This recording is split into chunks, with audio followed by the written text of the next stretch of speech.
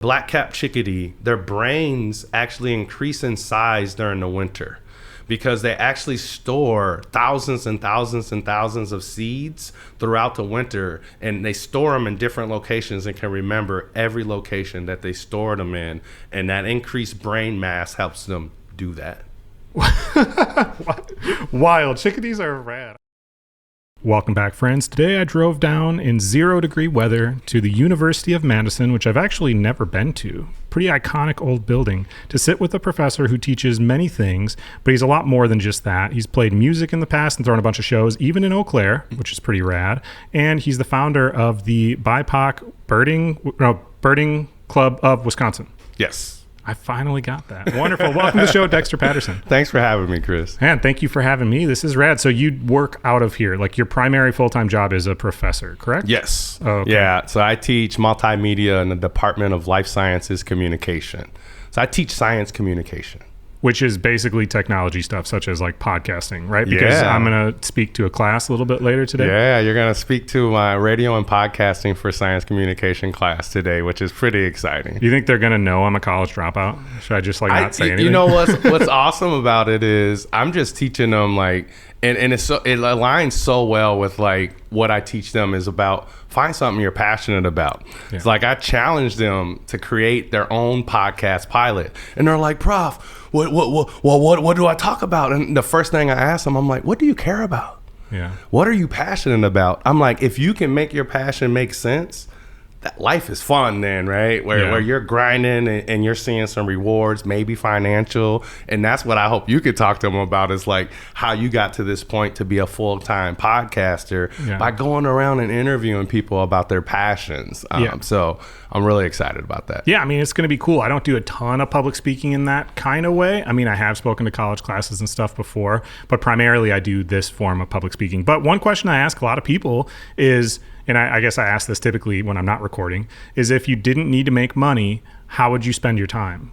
And if you can answer that question, then you can build a life around that. There's ways to make money that include that. Obviously, like turning into a job, I don't like the saying when people say, if you love what you do, you never work a day in your life. I don't think that's true. I think in order to make money, you do have to work. Yeah. But you can have work that is based around something that you care about, that you feel fulfilled by, that you generally enjoy. But there's always going to be a part of anything that you don't love, right? Movie stars don't love having the pressure on them. You know what I mean? Like performers don't love that they have to go and perform and not be at home. Like no matter what you do, there's going to be little parts of it that aren't the best. But if the entire overall arcing thing is something that you're stoked on, that's better than 99% of other people. Yeah.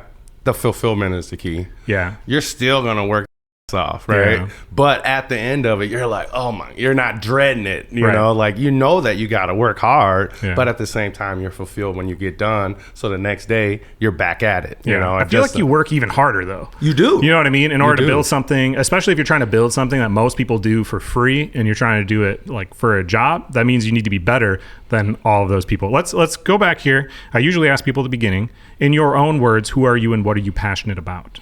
You know, I always say I'm probably the biggest bird nerd that you'll ever meet. So birds are my life, man. And that's probably my biggest passion beyond my family, obviously.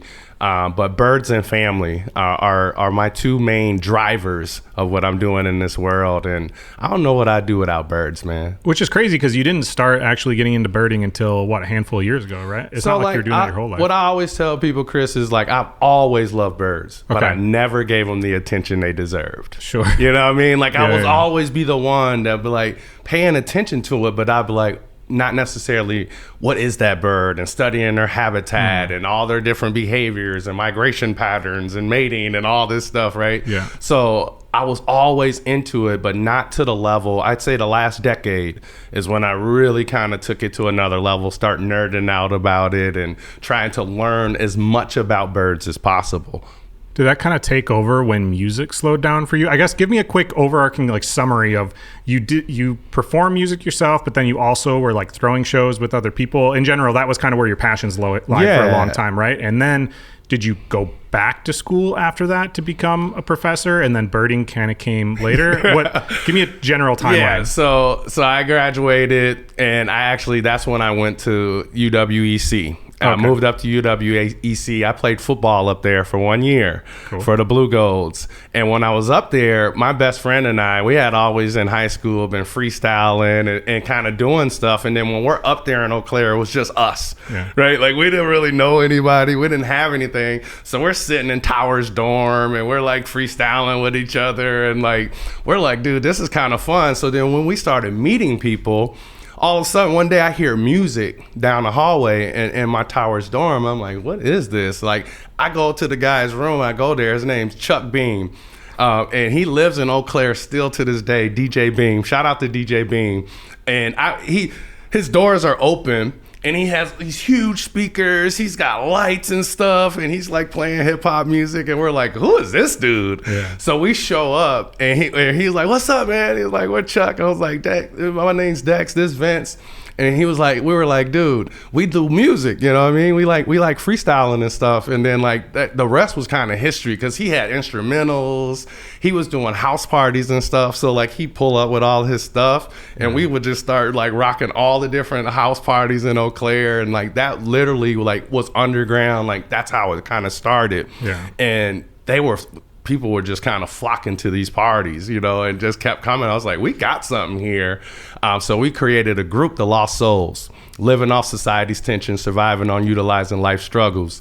And we started booking shows at like the Metro and the Brock Cabin and the Stone's Throw. And we were like doing the little festivals up there and stuff. It was like, people don't think about Eau Claire, but they actually got a scene, you know. There's like, a huge music scene in Eau Claire. And they're kind of coming through. So we were the like first like made like hip hop group that was just booking a lot of people to come through. You're bringing like Scrabble, we bringing like ideas and abilities and the Crest and like all these different like big time hip hop acts that were kind of touring through the Midwest. Shout out to the Crest, another Madison group, the homeboys, and we just kind of we created a culture up there, and we kind of created something for us that wasn't there, you know. Like it's the same thing with my birding thing, where it's just like I would go to birding events and wouldn't see nobody that looked like me. It'd be all old white dudes, you know what I mean? And I'm like, I love this, like, and so my whole thing was like, my mom would tell me, Dex, you either gonna be part of the solution or you're gonna be part of the problem. So whether it was hip hop or with the birding club, I just tried to creating and opening my own doors to try to fill the need, you know, because nothing was really happening. So that lasted for a while, man. I always tell people we started in Eau Claire, we moved back home. Which was Madison. You're from Madison. Yeah, we're from Madison. You know, we were touring all over the country, bro. Like I've been on Shade 45 doing freestyle sessions and stuff like that, meeting with record labels. I was in Double XL magazine, called me the ambassador of Wisconsin hip hop and all this stuff. And so I was, you know, and this was kind of pre-social media. This was like when we're hanging posters on the wall and like handbills and like really grinding. Because this was like 2000 to 2005, that general time frame? Yeah. So like early 2000s. Was a big part in as far as Eau Claire, and then all the way through probably about 2012 when music was really heavy in my life. But then as you got, you know, I started getting older, I got married, I got kids, and like I'm like, you know, when you get kids, bro, like the way you look at life completely changes. And I was like, no, I can't be gone for 2-3 weeks at a time touring when I got babies to feed and bills to pay. So I started thinking about what's next, right? Like not that like I was done with music, but I was also like, what's next for me?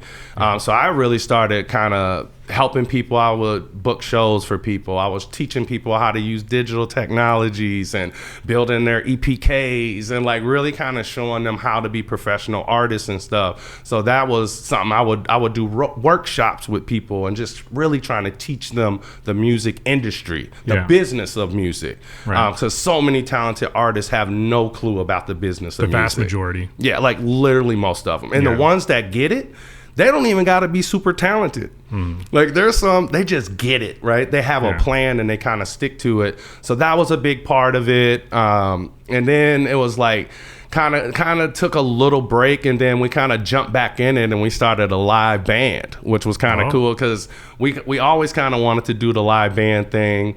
So we started a live band. It was kind of like this metal hip hop type fusion type. Were you band. just doing vocals? Yeah. Okay. So we were doing that, Dogs of War.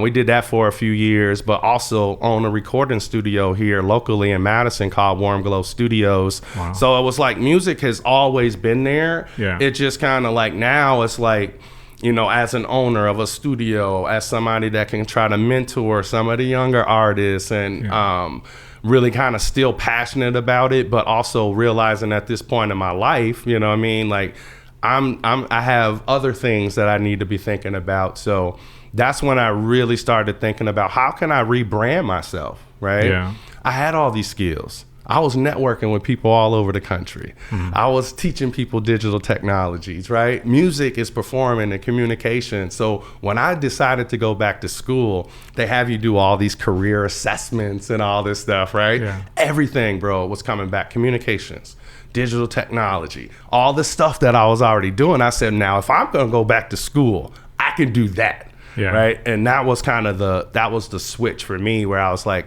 I can still be who I am, but I can go back to school and really try to build this professional brand as a communicator. And that's what I did. Yeah. Well, I mean, people's goals change, right? Like when you're younger, I feel like a lot of people think unless they're like famous and touring and like have, 10 million monthly listeners, whatever, that's the only version of success. You know what I mean? Because that's what you've been seen or what you've been shown. And then as you grow, you realize whatever it is that you personally want out of life. Because what people want is drastically different, right? And for a lot of people, they get to a point where they're like, well, I don't actually want to tour. Touring kind of sucks. Like it's fun with your friends when you're younger. And then as you get older, you're like, I don't actually have time to see the city. I'm just like going to the hotel. And it's just like, this is old. I'm performing the same things. I want to be at home. I want to be able to build something. And they realize that what they love is making music and sometimes performing too, but they don't love being famous. Like that's not necessarily the important thing. And like seeing all these different cities or whatever isn't necessarily the important thing anymore. It's just how can I make music and make a living? And then people shift that and go, okay, well, there's a lot of ways to do that, right? I don't have to be famous. I could teach people how to do this. I could manage artists. I could be a booking agent. There's like a lot of different avenues to be able to find that. And it was that way with me with skateboarding too, of like, I grew up knowing wasn't good enough to be a pro skateboarder, but I could open a skateboard shop. And that was still a way I could skateboard and be involved in skateboarding for a living, but way less pressure on me because it doesn't matter if I get injured, you know what I mean? And I can still go home at the end of the day. So why did you actually go back to school though? If you're at a point where you're already teaching people, managing people, you're already established enough, it seems like that you wouldn't necessarily need to go to school. Why did you? I always had a dream to be a college professor. Really? Kind of weird. I always said I was going to be a teacher or I was going to be a meteorologist. Okay. And you realize meteorologists get paid nothing? No, it was like that. And then I realized how much more math I was going to have to take, to be the meteorologist because I loved clouds. When I was little, I would always tell my mom, look, Mom, that's a cumulus cloud and that's a cirrus cloud. And like, she was like, how do you know this, right? Like, So I kind of always I was kind of into science and nature and stuff, earth science, always kind of been into it. So I told my wife it was kind of weird because at the time when I was doing music, I was working in a factory, just kind of grinding, trying to make sure I had money. You can't make money without money. You can't press up CDs. You can't get merch. You don't have any funds to travel and tour and do anything if you don't have money. So I was working at the Sub-Zero freezer company here in town, a factory, and that 2008 happened. Sure. The recession hits, right? Next thing you know, I'm one of hundreds of these factory workers getting laid off, right? Dude, I was making almost $60,000 a year working in a factory. Sure. So like when a lot of these rappers, is talking like about money, I was like, I really had money. Yeah. But I was working for my money, you know what I mean? Yeah. But that was kind of it, where I was like, well, how am I going to make even close to $60,000 again, right? I was like, factories are closing. That's not an option anymore. So I started thinking about it. My grandma, rest in peace to her, she used to always tell me, Dexter, you are so smart. Go use your brain. Figure, go back to school, think about what you can do, right? And that was kind of that motivating factor was just like listening to the people that actually loved me and telling me, you know what, it's going to be okay. You're smart. You will figure this out. So I was like, okay, I'll try this. You know, I did the 1 year at Eau Claire. Didn't work for me, man. I dropped out in a year. You know, I tell people that all the time. Like, I went there. I was 17 when I graduated high school. I get up there. I'm still 17. Right? Yeah. I didn't turn 18 until the summer. And I'm sitting here with these, you know, doing two-a-days with these grown men on the football field and going to all these classes, didn't know anybody, right? Like, I was just like, this is tough, you know? And it was like that freedom, too. It was really hard to get focused for me. To be away from home for the first time. You know, I'm on college campus. I'm a football player, like, you know, walking around like my don't stink, you know what I mean? Like, because they do treat you a little bit different. Sure. But in the classroom, they don't. Yeah. You know, like I still got to do this work. So that didn't end well. Yeah. And then next thing you know, I'm working at Clearwater Car Wash in Eau Claire. I'm like drying off cars, and I'm working at the Borders, and I'm working at the Sears photo company at the mall and stuff, taking pictures. I was working like 3 random jobs just to make ends meet, you know? And I was like, man, this ain't it. This isn't it. So I would literally bounce around for almost a decade doing that, you know, before I decided to go back to school. You know, I was just living, man. You know, I was just a regular person. So trying to find what was next was my motivating factor. And I was like, all right, let me go to this tech college. I was the first person in my family to go to college. So I didn't have like a model or somebody to look up to ask, you know, what do I do next? Or what's this going to be like?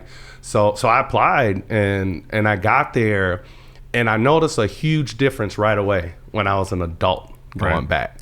When I wasn't 17. Because you were there with purpose, right? You had like an actual set goal, and it mattered to you to reach that goal. When you're younger and you go, a lot of people are like, well, I'm just here. This is hard. Do I need this for any real reason? So it's hard to be motivated to do it. But when you're like, okay, I'm spending real money. I have a timeline that I want to get out. This is what I'm trying to achieve. I don't want to waste a bunch of money and time doing this otherwise. So like, let's go. I think it does make a huge difference. Yeah. So when I got there, bro, I was locked in. You know, like I was literally meeting my teachers at office hours. I was studying. I was doing everything, right? I was really kind of applying myself. I was getting involved with student organizations and different things, like, because I felt like before I wasn't doing any of that. And I think and I talk to my students now and I tell them my story. Like, if I'm sitting down with one of my students that's struggling, it's like, I was you.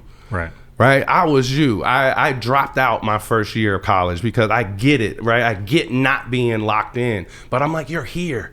You're at one of the most prestigious universities in the world. Why waste your time, right? Yeah. Why waste your time and have to take this class again? Why waste your parents' money, your money, right? And they really kind of more respect it. You know, like I don't talk down to my students. I really do like meet them where they are.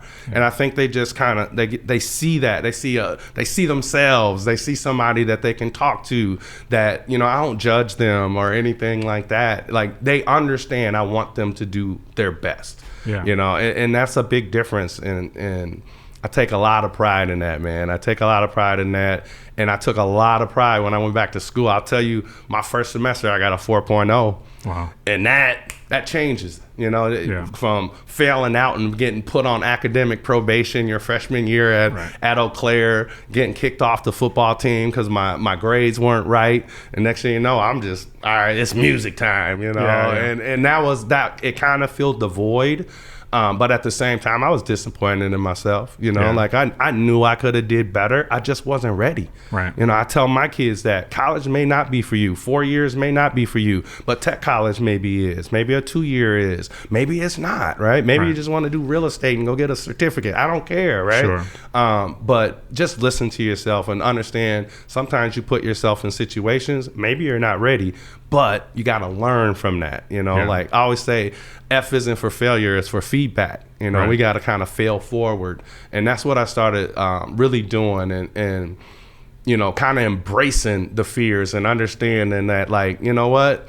If I'm not a little nervous, not a little afraid, I'm probably not dreaming big enough. Yeah, well, you're not growing then, right? Because you already know how to do everything. And I agree. I mean, I think when you don't make mistakes, that's when you're setting yourself up for failure. because the mistake is going to happen at some point. It's so much better to happen when it doesn't really matter, right? Like I had lost episodes before the show, like the camera stopped working or whatever the thing was. Thankfully, that happened when it wasn't that big of a deal. You know what I mean? There weren't brands invested into this. Like my income didn't depend on it. If it was gone, it was a guest I could probably get a hold of again. Yeah. You know, now there's more pressure on it. But thankfully, I've made all these dumb mistakes, so I kind of know all the little fail safes to avoid it. So when you went back to school, was it intentionally you wanted to be a professor specifically? Is that like what you went to school for? So I told her, I said eventually.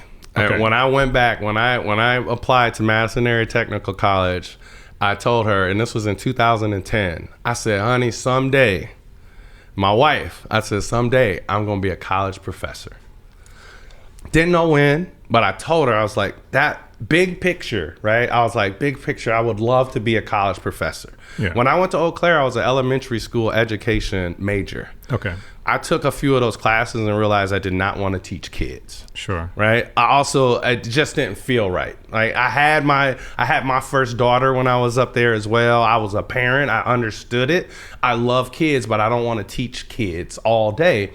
And I was like, I think the young people, right, like that are kind of starting to figure this out and getting people that you can send out into the world to make a difference. I was like, I think that's probably the lane that's going to work better for me.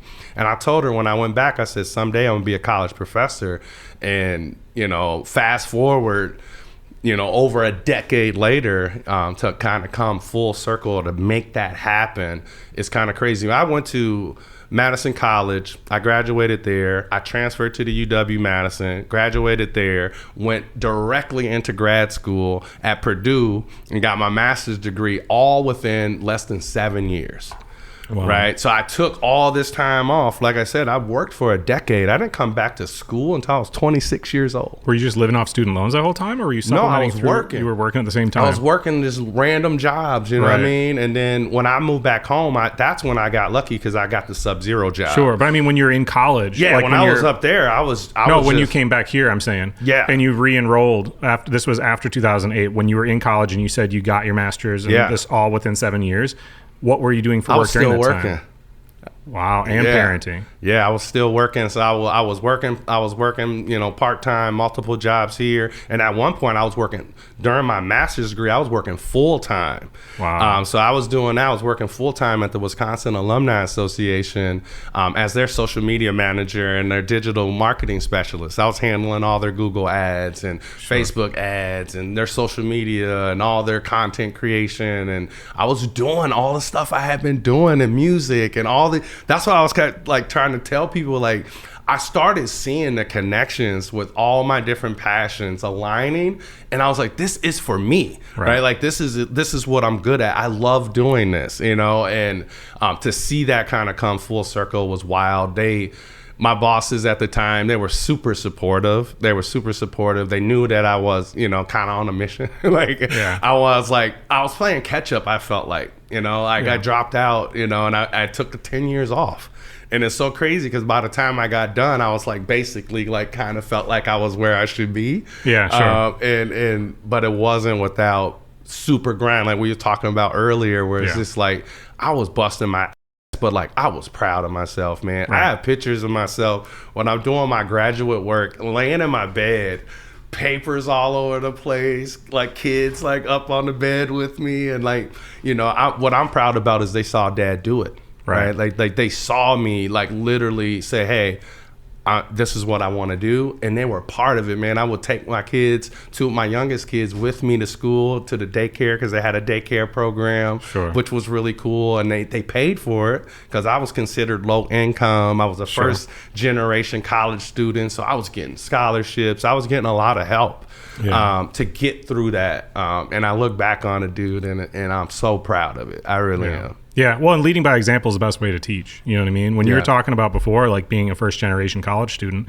when you don't have anybody that you can really relate to, not just like your blood-related, but whether friends or people that are close to you, if you don't have anyone that's close to you that you've seen do that, it's hard to believe that you're also capable because you don't have like a good frame of reference. You know, versus like my sister has her doctorate degree, right? So I dropped out of college after like a year, and I got good grades. I just didn't think it was my lane, but maybe I'm arrogant for thinking it, but I look at my sister, and because she's my sister, she's only 2 years older than me, and we always got similar grades in school. I'm like, well, I could probably do that because she did that, which, like I said, is probably egotistical of me, but it's just because I can relate to it that I'm like, oh, that seems feasible. Yeah. You know, versus a lot of other people, if they don't know anyone, they're like, that's not for someone like me. They don't have any scope to like try to figure out what this looks like. We need to, I don't know how we're going to do this, but I feel like we need to have some follow-up, just like music conversations for the radio, like later on after this, because of all the stories that you have with Eau Claire and promotions. Like we were just talking off mic about all these people. Your stories must be endless. So you've been a professor now for how long?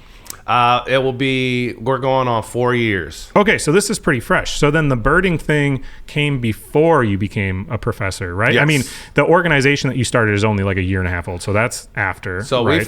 we founded the BIPOC Birding Club of Wisconsin in July of 21. Oh, so it is been a while. Yep. Okay. All right. Let's talk about when the birding thing came in. I know the general story is you started hiking more and being out in nature when you were kind of depressed, and you're like, wow, there's this thing that just exists that just makes everyone happy. Not saying people shouldn't take antidepressants or go to therapy or anything, but I saw a meme the other day that was like people complaining about stuff, you know, and it's the little box that then shows Jesus, and he just says, literally just go outside. Yeah. And it like solves so many people's problems. So you did that, and you're like, wow, I feel better. And then you started sharing that story a little bit, not thinking people cared. And then it caught on and people did care. And now all of a sudden you have this huge community around you, and you started the BIPOC Birding Club of Wisconsin. And now there's like a huge group of people. So how did that kind of start? Like, when did you go out, and when was the moment where you realized like, maybe I want to turn this into something for other people? It was, you know, I was like you said, really around COVID was when I really kind of got, you know, everybody's kind of going stir crazy, and like I noticed that I was doing okay, right? Yeah. But I was always out. I was hitting the trail. I was hiking, and I was like, this is the stuff, right? Like, and I was like, and I kept seeing all these stories of people talking about how they're just, you know, they're on lockdown and they can't see their family, they can't see their friends, they're literally going crazy. And I was like, what if I share with people, you know, go outside, you know, get some fresh air, hit the trails, pay attention to the birds. I always tell people it's amazing. I tell my students, it's amazing what you see when you actually pay attention. When you pick your head up and stop looking at your phone so much, right? And you actually pay attention to the world, it's beautiful. And I started saying, all right, I don't know how this is gonna go. I'm this former hip hop artist. I'm like, you know, people are gonna like judge me. I will tell you the truth. Like for a while, that kept me from sharing my passion for birds and nature, because I was in music, because I was in hip hop. And it was so funny because when I started doing it, all the people I started thinking were worried about like, oh, they're gonna treat me different or look at me different. They didn't care. Yeah. They were just like, this is just Dex, you know, he likes to be outside. So I was just people like, who personally care about you, all they care about is you being happy. And if this thing makes you happy, then all for it. It's the people who don't actually care about you that are going to judge you. Yeah. And those are the people you don't want in your circle, kind of regardless. But I mean, you were doing something that wasn't like we were talking about before, of having like somebody that you know that's already doing this thing, like coming from your background, being the hip hop artist and everything, and being from a city. Like your family wasn't necessarily a let's go camping every weekend and wear Patagonia. Like, let me bring you in Boy Scouts and teach you how to do all the things. You know what I mean? It's just like a different community. Yeah, I didn't have, you know, growing up, you know, I lived in a lot of low income neighborhoods, and I always tell people there's this thing called green lining. And in a lot of low income neighborhoods, you don't see green spaces. You don't see a lot of trees. And that impacts the wildlife you see, including birds. I also, growing up in these low income neighborhoods, did not see people that look like me in nature, going on hiking trails. So I always say, if you can see it, you can be it. Yeah. Right. If you can see it, you can be it. And that's a big thing for me now, because when I see the kids coming to our events and younger people seeing people like them leading, it changes the way that they see it, because they're like, oh, this is for me. Yeah. Right. This is for me. So, you know, I was like, all right, let me break this cycle. Let me break the cycle. Let me stop being afraid, right? We talked about this fear. Like if you're not a little nervous or you're not a little afraid, you're probably not dreaming big enough. So here I am afraid to tell people how much I love birds, how passionate, I'm on the passion pod, how passionate, I'm getting jacked. I got goosebumps just talking about it right now. Like, and I was like, dude, this is literally who you are. You know, like walk in your purpose, be okay with that. And I did it, man. I started sharing. I would go out and I say, you know, I was testing stuff out. You know how this goes. And you're like, what's going to work? You know, and I think my decades of content creation and all the stuff I was doing in music and at the Alumni Association, all of it helped me as a content creator, as a birder, right? I know how to use all these tools. I know how to operate cameras and microphones and tell stories, right? Yeah. And I was like, okay, how am I going to get people to get fired up, right, about birds like I get fired up? And I was like, I got to be me. Yeah. I got to be singing, dancing, rapping in the woods. So I started doing that stuff where I'll pick a favorite song, right? And I just be out in the woods vibing, you know, like holding it and just like dancing around, showing people all this beauty, and kind of started doing that so people can kind of see the excitement. Then I started saying, as the educator in me, right, I was like, man, this is a great opportunity to get people's attention and teach them something. Yeah. Right? Teach them about these birds. And I had this motto, and I still go by it: one bird, one call at a time. Because people always ask me, how do you know all this stuff about birds? I was like, I didn't always know anything about birds, right? Yeah. I learned one bird at a time, right? So I would start sharing the little bit of knowledge about this bird and this habitat and this, that. And I started sharing some of that knowledge with people. And I landed on this: who wants to help me find this bird? You ready? Let's go. Sure. Right? Yeah. And it was the let's go that got people every time. They'd be like, let's go, let's go. And I was like, oh, that's it, right? That's it. It's the you ready? Let's go. So I that was it. So I would just start. Every week I start, you know, taking people out. Let's go find this bird. Let's find this bird. Let's find this bird. And it just went crazy. Like, I didn't expect it. And I'll tell you, like, when when you first start, I always tell my students, we all start at zero. Right. Right. Even the people you see with hundreds of thousands of followers and stuff, they didn't just show up and have that. Right. They earned that. They worked for that. So for months I had like 100, 200 followers, you know, and next thing you know, one of my videos gets shared by Karina Newsom. Shout out to Karina Newsom, by the way. She goes by the Hood Naturalist. She shares one of my videos. And at the time, she had like 60-something thousand, almost 70,000 followers, right? Yeah. And I was like, wait a minute. You know, like, why is she sharing? And with the caption, this is my favorite birder. Wow. You know that emoji where your head blow up, bro? Yeah. Like, I was like, what? I'm your favorite birder. I'm literally idolizing, like, she is like killing it, right? Yeah. And like, I'm following all her stuff. I'm like, I don't even think she even knows who I am. Right. Let alone to share my stuff and then tell her 60-something, almost 70,000 followers, I'm her favorite birder. Dude, it changed everything for me, because it was like, first of all, that's proof of concept. Yeah. Because she's telling all these amazing people. She's working, at the time, she was working for Georgia Audubon Society. And she's helping launch Black Birders Week and like all these really cool things that she was doing. And I was just like, I was just in awe. Like I was so grateful, right? Yeah. Like I was so grateful that she even thought it was worthy of sharing. Next thing you know, bro, I got 1,000 followers, 2,000 followers, you know? And I was like, oh, my videos go from having 20, 50, 100 views to 1,000, you know? And like, I was like, this is crazy. So I just kept going. And, you know, needless to say, over the last few years, I mean, these videos have opened so many doors for me, have connected me with so many incredible people all over the world. And here I am just talking about birds, and it got millions of views, you know, over the years on just me nerding out about birds, bro. Yeah. Well, and I think the key is, like, you were just doing something that you would have, again, done if you didn't get anything for it. Yeah. Right? You just like doing it, which is what makes people more attracted to it in the first place. And, you know, it's just a matter of, like, when I was talking to Tommy Vext a long time ago, he said the people who succeed are just last man standing.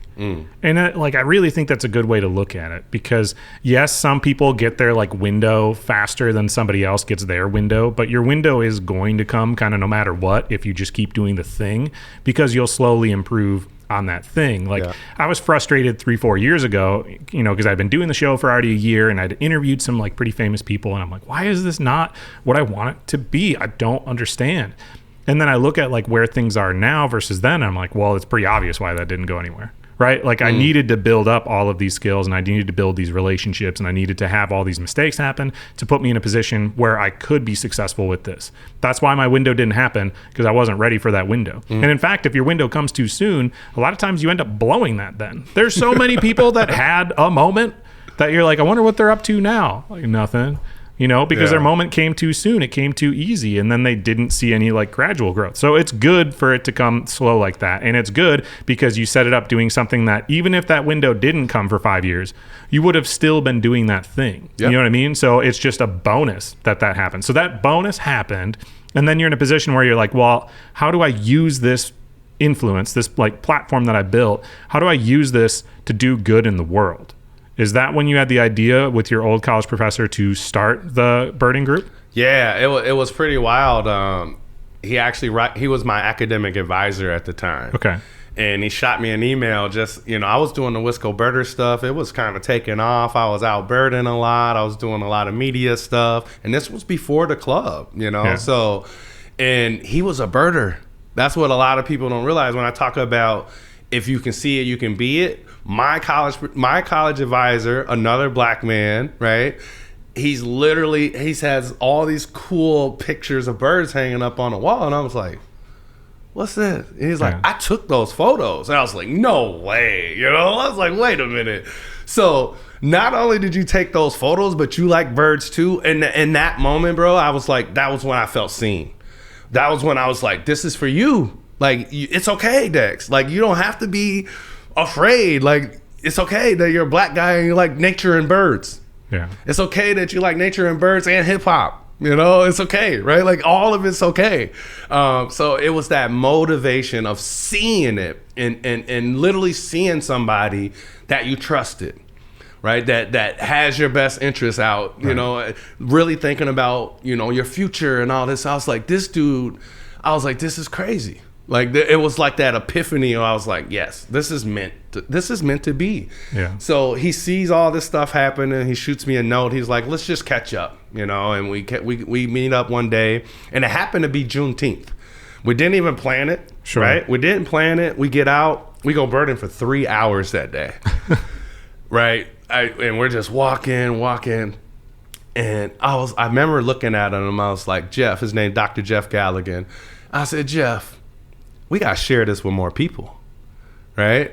And then that day, in that moment is when we decided, all right.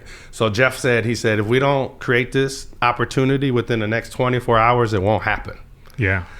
And that was the challenge. That was the challenge. So we went back and forth all day, you know, kind of going back and forth. And we created the club. I launched all of our social media. I did all my skills coming back to life and helping me make this happen. And we did it. And literally 30 days later, we hosted our first club event at that same location that he and I went birding on Juneteenth. And the rest is kind of history, you know. And you know, he stepped back, he stepped away from the club recently, but we wish him nothing but the best, you know, as we continue to grow. And shout out to our Milwaukee club leaders. We're now grown into Milwaukee area, and we're looking to continue to grow. So really excited, man. Yeah. Well, one thing I want to highlight is people, like, you want to having somebody who's doing something where you can relate to, and you're like, if they can do it, I can do it. Like, that is huge. But companies spend millions of dollars getting people together to think about what's a new idea that hasn't been done. Like, how can we do something that hasn't been done? So if you're wondering, well, I haven't seen anyone else do this yet, that's a good thing, right? Yeah. That means there's a huge opportunity there. Versus the other side is, if you already know everybody that's doing all these things, it's really hard to do something different than what they're doing or be better at it than them, because they've been doing it longer. So when you identify an opportunity that nobody else is doing, you also kind of have a lot more grace.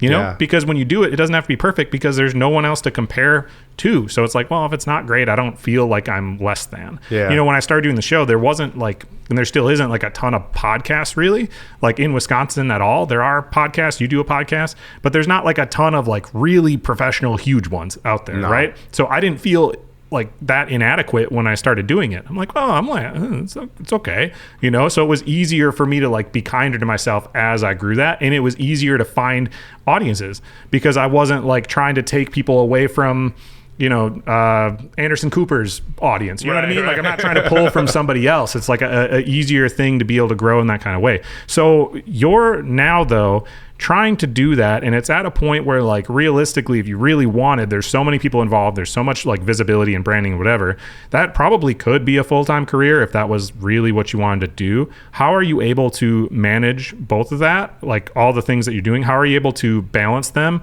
without getting burnt out? Yeah, I would say our partners are a big reason for that. So we're actually fiscally sponsored by the Southern Wisconsin Bird Alliance. Wow. So they allow us to operate as a nonprofit. They handle all of our, like, you know, if we fundraise, they handle all of our money. They also give us administrative help. They helped us build our website. They lend their communications team to us. And, you know what I mean? Yeah. So it's like, yeah, we're all volunteers at this time with goals of being our own nonprofit at some point. But as we're learning and getting our bird legs under us, right, and trying to get this club to take flight, all we have to worry about is building the community and the birds, and they are helping us do all the administrative and all that other stuff, right, that would bog us down, that would take way too much effort with being a full-time professor and a dad and a husband, right, to where I probably would be burnt out, you know. So I think having a partner like that allows us to focus on our mission and not all the minutia and all the other stuff that usually kind of bogs people down. We just get to do the work, and we're really grateful for that. Is it hard to relinquish control and create a vision though? Because like for me as an example, I don't want to involve a bunch of people, right? Like I'm involving the guests, obviously, like sponsors. Love all the sponsors, they make this possible, but I don't want to involve somebody else where I need their approval for anything. Yeah. But you kind of have to, if you want to bring in administrative help, if you want to bring in these other things, you then have to take a step back a little bit and go, well, this isn't just my decision how I want this to look anymore. Now it's kind of a team thing, even though you built it. Was that hard to do? Yeah, so we level set from the beginning. This is our club. Yeah. And we're going to run it exactly how we want to run it. And they said, we support you 100% in that. Wow. So what they did, and this is a message to anybody out there that's looking to help somebody. If you really want to help somebody, give them the resources to do what the hell they want to do. That's how you help somebody. Yeah. That's how they help us, right? We have full autonomy over our messaging, over when we book, what we book, who we work with. Like, we don't have to ask for permission for anything. And that was something that we were very, very, very clear on. When we created our club because there was a need, right?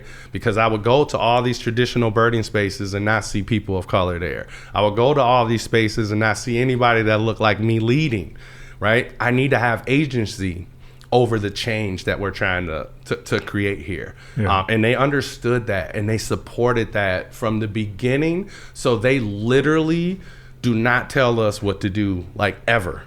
So we have full creative control, and that would be a non-starter for me when it comes to our club, because our club is unique in that sense. Only we know how to run it. Right. Like, we are the experts in what we're doing. Sure. And they get that. Do you ever feel the imposter syndrome though, like being in a position like that where it's not like you got a degree in learning about birds? You know what I mean? Like, what you know is all just knowledge that you've gained from going out hiking and stuff. But I feel like a lot of times when you're in a position like that, you question, you go, am I like an expert in this? You know, like, I'm going to speak to your college class, and it's like, am I really supposed to be talking about this? I mean, it makes sense, but I didn't go to school for this. Like, I just know based on my own experience. And if somebody asked me a technical question, you know, like when I showed up and you were like, oh, you do this with this camera? And I'm like, dude, you probably know more about the camera than I do. I just like hit record with that thing. So sometimes I feel inadequate in that kind of way. Do you struggle with that at all or not really? You know, I would say this, and I learned this, like I said, I learned this by kind of going into these birding spaces. And I learned early on that the birding community could be very intimidating. Yeah. Right? Because there are people that have been doing it for 30 plus years. They've seen all these birds, and it could be a little stuffy. It could be a little intimidating for some folks. And when we started our club, we understood that. We understood that a lot of people don't ask questions because they're afraid that somebody's going to judge them for not understanding what this bird or that bird is, right? So we kind of completely flipped that on its head to where I am like the first person to say I don't know. If we're out on a birding hike and we hear something or we see a bird and they're like, well, what is that, Dex? And I'll be like, you know what? I don't know. Let me try to get a picture of it and we can figure it out a little later. Yeah. Right. So early on, I took that pressure off myself. Sure. And I think that really helps because the imposter syndrome is real. You know, I get around some folks and, you know, when I got a book deal last year, right? And I just wrapped it. I'm wrapping it up now. I literally just got authored. Like a photography book or what kind of birding book? A field guide for the Great Lakes. Okay. So I'm now an author, right? So the way I look at it is like I spent 2 years, you know, writing this book, researching this book. So I know I'm an expert, and the book features all of my photography as well, right? Wow. And a lot of folks don't do that. If you pick up any field guide, I'm also the first black man ever to publish a field guide in the birding space, which is you know, also historic. But a lot of these field guides, when you look at it, they're using everybody else's images, they're crowdsourcing stuff. Yeah. My book is my work. You know, and it's over a decade, you know, of me out in the field and taking these. So the imposter syndrome stuff is real, but I also think that I counterbalance it because I want it to be different. I don't want people to always have to feel so intimidated in a birding space. I want people to understand it's okay to say, I don't know, or we'll figure it out later together, you know? And I always tell people at my events, we welcome everybody. And I always say, if you point at a bird, you're being helpful. Sure. You don't have to know anything about that bird.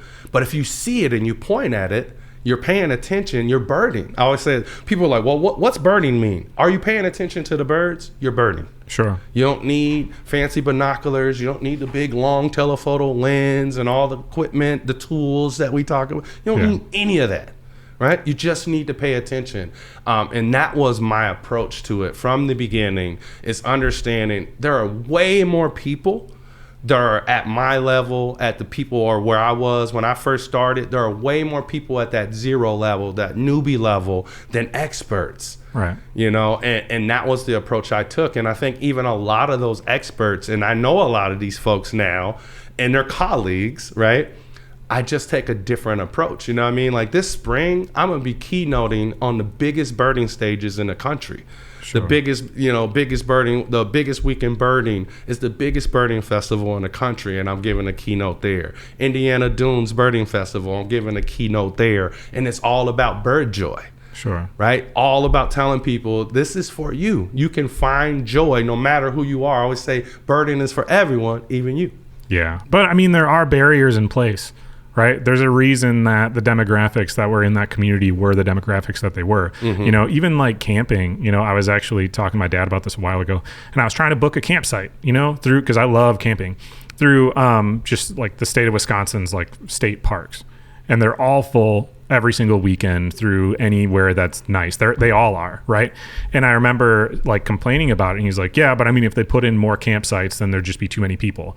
And I was like, man, that's so elitist. I hate that. So the only people who are allowed to do this are people who have the foresight and know they have the schedule that they would be available to be able to do this 6 months in advance, plus then have the financial capability, because you still have to pay to go, and then you still have to have the tent and all the equipment and everything. Like, that is a huge barrier for people being able to go. And even just something like birding, where we're just talking about hiking, yeah, you can see birds and stuff in the city, but a lot of people who are in a low income area of the city, like you were saying, with like lack of green space, there isn't anywhere close by for them to take a nice peaceful walk. Yeah. You know, that's part of the reason I don't like living in a big city. Not that there aren't walks here, but like even in Eau Claire, being on the confluence of two rivers, we have a ton of nature, way more than a place like this is, that's way accessible, where you can go and have nobody around and you can hear the birds call. Like that is accessible to me, but it's not accessible to a lot of people. So they don't know that that's even possible, which is why like you being able to provide and show and tell like your unique story of like, this wasn't something that was just shown to me by my dad. He didn't just take me. My dad was a fisheries technician for the DNR. I've grown up in the woods, you know what I mean? So like to me, like that was always available. That's not the case for everybody. So you being able to tell that story, I think is huge and inspires a lot of people. Yeah, access is a big barrier, and that's something that we're always combating, right? And it's something that we're always thinking about. And I remember before I really started birding and going out, I didn't even realize in my own city of Madison how many protected areas, how many protected wildlife areas are actually in Dane County. I started exploring them, and you will be like, am I in the big city anymore? Sure. Right? Am I in a city, period? You know, like, they're everywhere. I just didn't know about them. Yeah. And that's part of it, is showing people that these places exist. They're free, and they're in your neighborhood. They're on the bus line. You know, like you can get to these places. You just got to know about them. So breaking access and taking people to places that have traditionally been kind of elitist and shielded off from, you know, everybody else, you know, othering all these people that maybe, you know, even with the hiking stuff, you know, not everybody has good hiking shoes. Not everybody has, you know, for cold weather birding. Yesterday, bro, I was in Illinois at a gull frolic at Winthrop, where I was at a harbor watching gulls, right, with like 100 people, you know what I mean? And like, not everybody even knows that like we're at a yacht club. Yeah. How many regular people go hang out at a yacht club to go look at birds? Nobody, right? And I wouldn't have known anything about that unless I had friends, you know, that invited me and things like that. So access is something we're always working hard to try to change. But we also, with a lot of our funding and our grant funding, we'll provide transportation if you can't get there. Sure.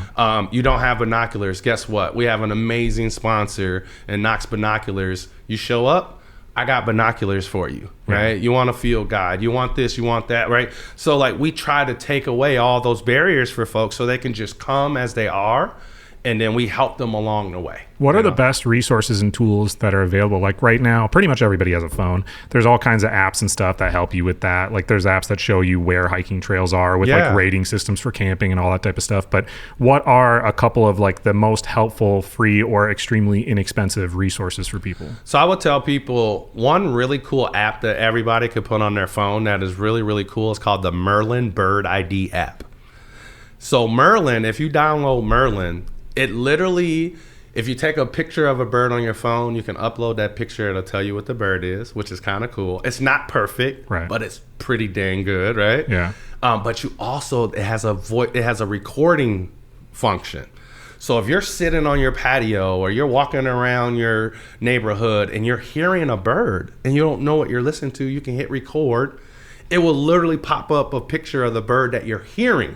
Sure. That is mind-blowing because so many people, I can't tell you how many members will come and never heard of Merlin and will go home, turn on Merlin, go on a walk around their neighborhood, and they come back and they've heard 15 different species of birds that are around them all the time, and they had no freaking clue, right? Yeah. I'm jacked up. You see this? I can tell. So that's a really good one. Another one that really an organization that focuses on accessibility and really trying to help people know where they can go and what to expect when they get there is called Birdability. And they actually rate trails and they tell you, you know, what type of trail it is, you know, how long it is and what to expect. And I think when you're new, it's really important to know what you're getting into. Yeah. So something like that, but then just being able to be curious. And that's one thing I love about birding. I call it, it's like opening these windows to the wonder. Sure. Because you see one bird and you're like, wow, that's kind of cool. And then you see another one and you're like, wow, that was way different than the other one. Then you see another one and they all act different and they look different. And it's like literally is window after window, and you just get more curious and more curious and more curious. And Merlin does that for people because they're like, I had no clue what this is. But now when you see it and you hear it again, you're like, oh, that was a black-capped chickadee. Sure. Oh, that was a northern cardinal. Oh, that was a blue jay. Oh, that was American tree sparrow, right? Oh, that was American crow. Oh, holy cow, that was a great horned owl, right? So like all of a sudden you're just like starting to feel like all these different things are around me and they're fantastic. They're wonderful. You're just like, and I had no clue. And now they're paying attention. And like I said, when they start to pay attention, now they're birding. Yeah. I got them. Yeah. Well, I mean, the momentum starts. Like you have that first lesson. It's the same reason when somebody watches a movie about something, if it's a good movie, they're inspired to want to go do that. Yeah. You know what I mean? Like watching the Into the Wild movie with Reese Witherspoon, and you're like, the number of people that want to hike the PCT after seeing that movie is ridiculous. And then they look into it and they're like, this is not. I need to go on a smaller, shorter hike. I should have you send me like 10 songs and just put out like a little playlist on Spotify for the birds, for you to go outside and listen to music. Although I feel like sometimes the best thing is to just like have no music or anything in, so that way you can just like hear all the sounds. That's what drives me nuts, is if I am in the city and I can hear a highway in the background and I'm like, I can't hear this creek because I hear this highway. It drives me nuts. Okay, so I got a bunch of like 3 questions, right? So top 3 of these things, or 3 of them off the top of your head, and we'll keep it relatively short for the answers. We don't got to go into great detail. All right. Are you ready? What are the top 3 places to go birding in Wisconsin? That's like picking a favorite kid, and I have 4. All right. Number 1, Horicon Marsh. Definitely go to Horicon Marsh. It's the largest freshwater cattail marsh in America. Wow. So it's a historical landmark. It's like going to a movie. Like you go there and you're like, whoa, right? It's that fantastic. So Horicon Marsh would be one. I would say the Milwaukee Lakefront as a whole, just the entire Milwaukee Lakefront. It's right on a flyway. It's just so much action. It feels like, you're looking out over Lake Michigan. You think you're at an ocean or something. So Milwaukee Lakefront. And then if I had to pick one more, I have to pick something here on the UW-Madison campus, and that would be Picnic Point, which is right out, literally out this window over here. It's a beautiful, beautiful place. It's really spiritual too, because it's like got a lot of old Indian burial mounds, and like when you go there, the energy is different. Like it's so weird. Like when you're present, like you said, you get there and you just feel the energy being different. Those would be my 3. Well, and it's different every time you go, because wildlife doesn't stay the same. It's kind of like when you scuba dive, you can go to the same site. It doesn't look the same. You're going to see different things every time you go. Okay, what are the top 3 reasons to live in Madison? Top 3 reasons to live in Madison. I would say number 1, it's a city, but it's not like a city. Does that make sense? Like it still feels small. Yeah. Right. You know your neighbors, folks, and it's like it doesn't feel like too big. The second one I would say is this campus, the University of Wisconsin campus. Anytime you have something like this, a state university is pretty powerful. So I would say the UW, and it's not just because I'm a professor here. I've always been a Badger, always been kind of excited about it, man. You go do, jump around at Camp Randall or something like that. It's just so unique. And the last one I would say is, the food, actually. That's surprising. Yeah, a lot of people don't think about it, but we got a lot of good food. You see like a lot of chefs like ending up on Top Chef. They came and, filmed a little episode here and things like that. So always enjoy like finding and exploring different food. Okay, what are 3 restaurants that you love? I love, there's so many really good ones. One would be Gray's on the Capitol. I love Gray's. Shout out to Chef Toby Miller. And he owns a couple other restaurants. I love Gray's. A new spot that opened on the north side called Lola's. It's got like this really like lo-fi, like it's really jazz themed. So you go in and got like all these old school jazz records all up over the place and pictures of Marilyn Monroe everywhere. And the food is just fantastic. fantastic. I love that. And let's see, what's another one that I want to give a shout out? There's a bunch of them. La Brioche, True Food, University Avenue. They have the best chorizo tacos that I've had in the city. Man, I need to go have that before I go to Milwaukee. So what are 3 of your favorite birds that you can see in Wisconsin? The first one will have to be my spark bird, and the spark bird is the bird that kind of lit that fire in you that make you want to pay attention, which is the osprey. That bird changed me forever. I always say that. I saw the osprey snatch a fish out of the water, and I was never the same.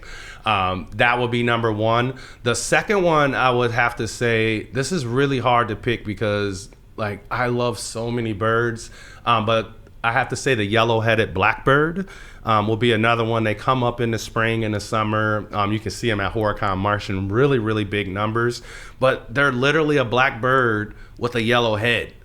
And it's so wild to see that because you look at it and it looks all like tropical and like different, like your shirt, you know what I mean? Yeah. Like it is pretty cool. So the yellow-headed blackbird. And then I would have to say the last one I would pick would be the snowy owl.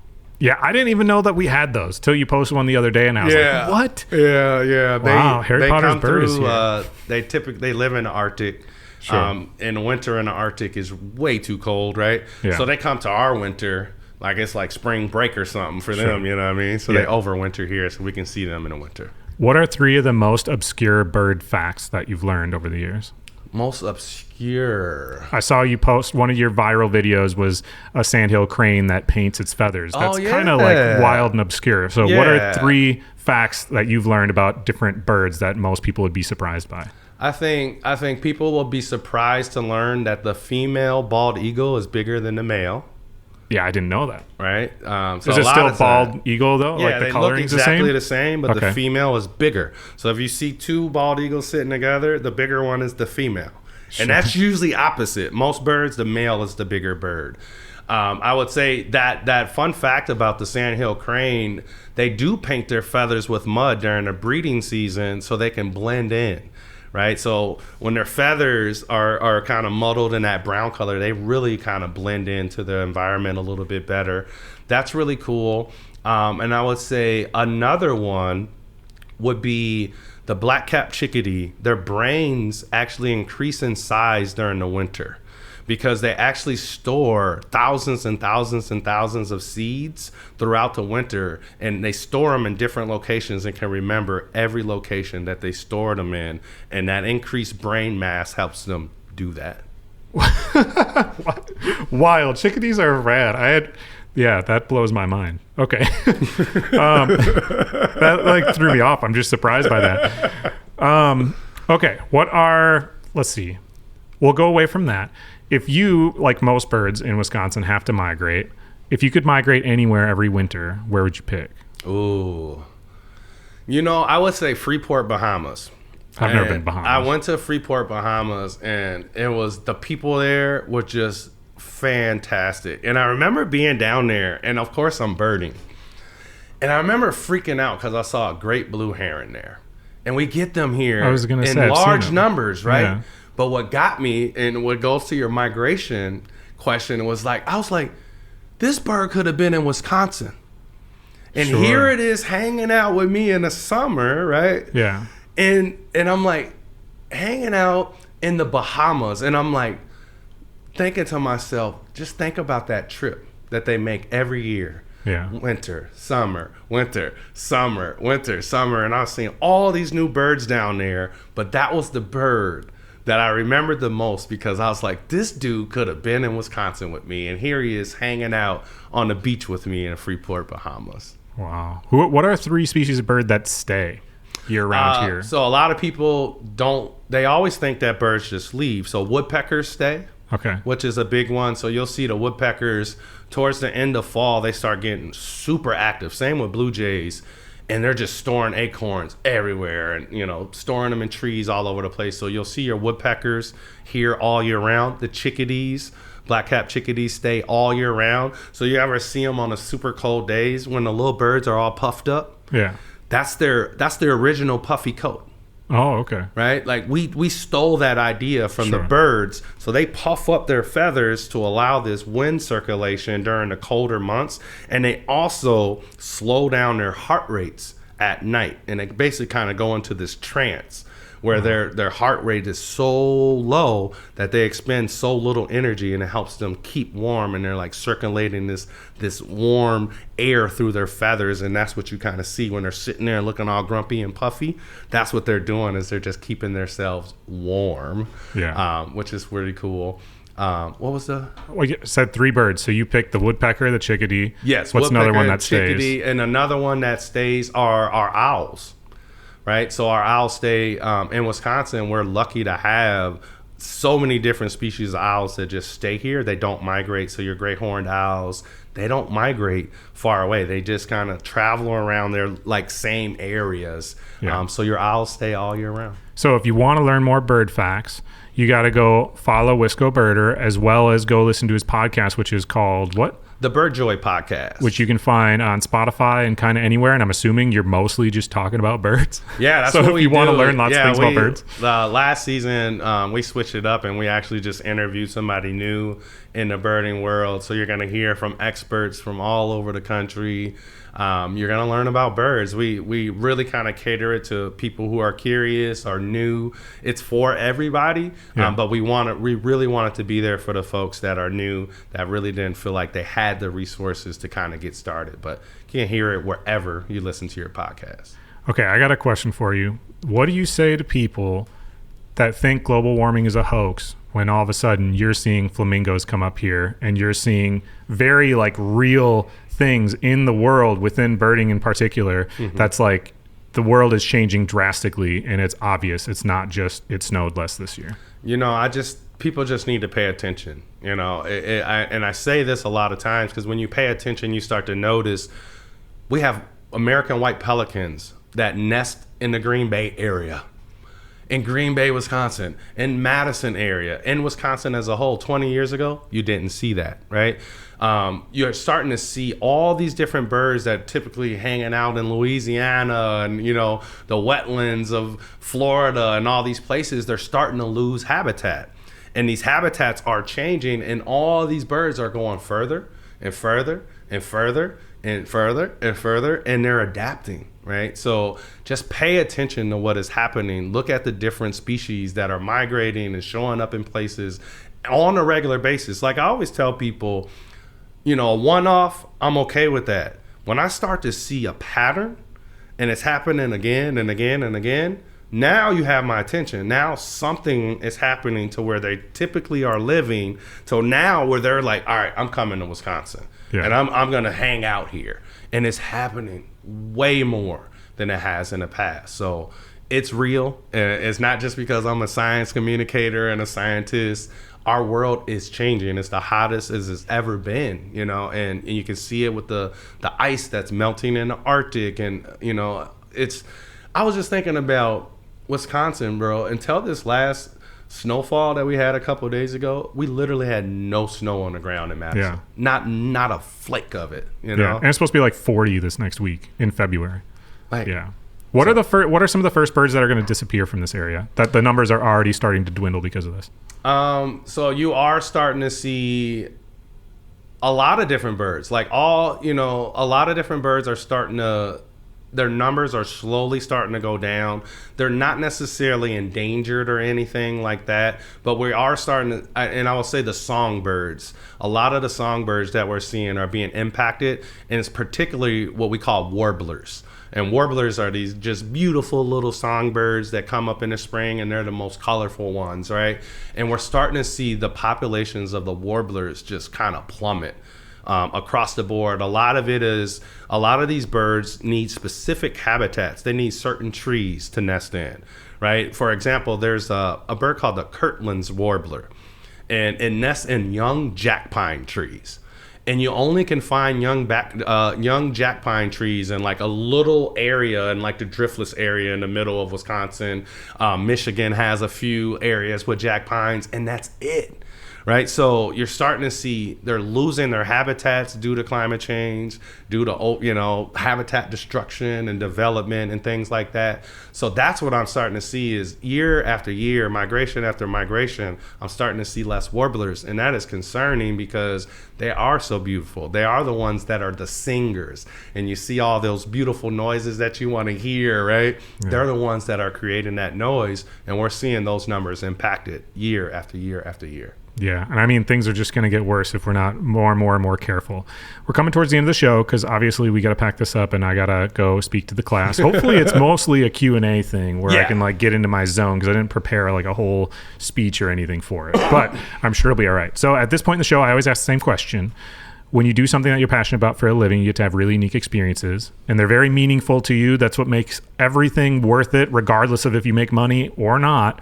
Can you share a story of an experience like that for you?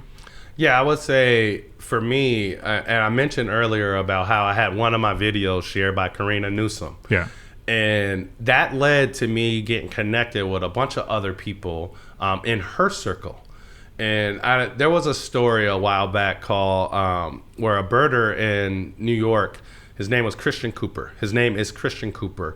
And he was targeted in Central Park by a woman who tried to call the police on him and say that he was threatening her, and he was filming it the whole time. And that caused this nationwide outcry, not only about, access to outdoor spaces, how Black and brown folks are treated in these outdoor spaces. And it really kind of led to this social justice movement within the birding community.